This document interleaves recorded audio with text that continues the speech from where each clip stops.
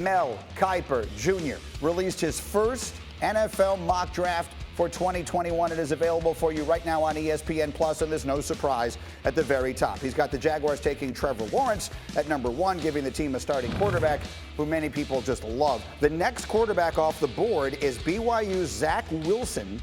Mel has him going 4 overall to the Falcons, coming off a 4-12 season. And then speaking of quarterbacks, Justin Fields is next, the Ohio State QB. He has him going 7 overall to the Lions, where he would replace Matthew Stafford, who asked Detroit for a trade over the weekend. And overall, Mel has 5 quarterbacks going in the top 15, including Trey Lance to the Panthers at 8 and Mac Jones of Alabama to the Patriots at 15. You see the Heisman winner Devontae Smith at number 2 to the Jets. It's important to point out, as always, as we bring Mel Kiper Jr. into the conversation, that, Mel, you don't project trades. And that's obviously a big part of the conversation here. So I guess I would ask you, just as we start looking ahead, and we're a long way away, we talk about the draft sort of starting at number 2, because we all know Lawrence is going to go number 1. Do you believe the Jets are likely to trade that number 2 pick if they decide not to take the quarterback or a quarterback there?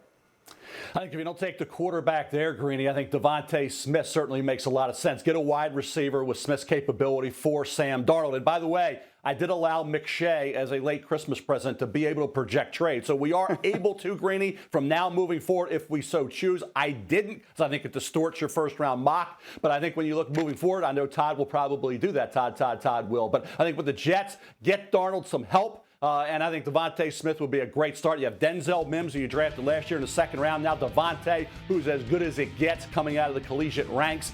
This guy is a tremendous worker. He's a tremendous talent. He's ready to roll in the National Football League right away. Sam Darnold didn't have a lot of help that last year at USC. It's been a shame what's been going on with the Jets. I think Joe Douglas's challenge now is to build that talent base up. If it's not Darnold, if it's Watson, they draft a quarterback. They got a lot of options. I would stick with Sam Darnold. Now, let me just quickly say that as one who lives and dies with your mock drafts, if the integrity of the mock is going to be influenced by these trades, it's going to take a lot of getting used to for a lot of us. I will just say that. That's something I'm going to take a long time to get used to. In the meantime, let's talk about Zach Wilson and Justin Fields. You have them both going in the top 8, we said. How close together are they? How fungible would you say is the difference between who goes 2nd and who goes 3rd amongst the quarterbacks?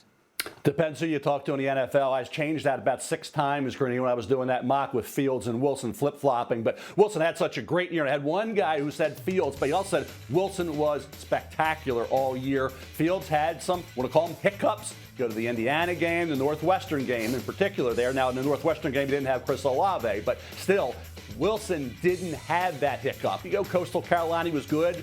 He wasn't great, but he was good. So he didn't have that subpar game, and he can spin it like no other. Arm strength, release, athletic ability, got bigger, got stronger after having that shoulder surgery a couple years ago. So Zach Wilson right now, I think, has just a slight edge over Justin Fields to become the number 2 quarterback coming off the board. Thank you for watching ESPN on YouTube. For live streaming sports and premium content, subscribe to ESPN Plus.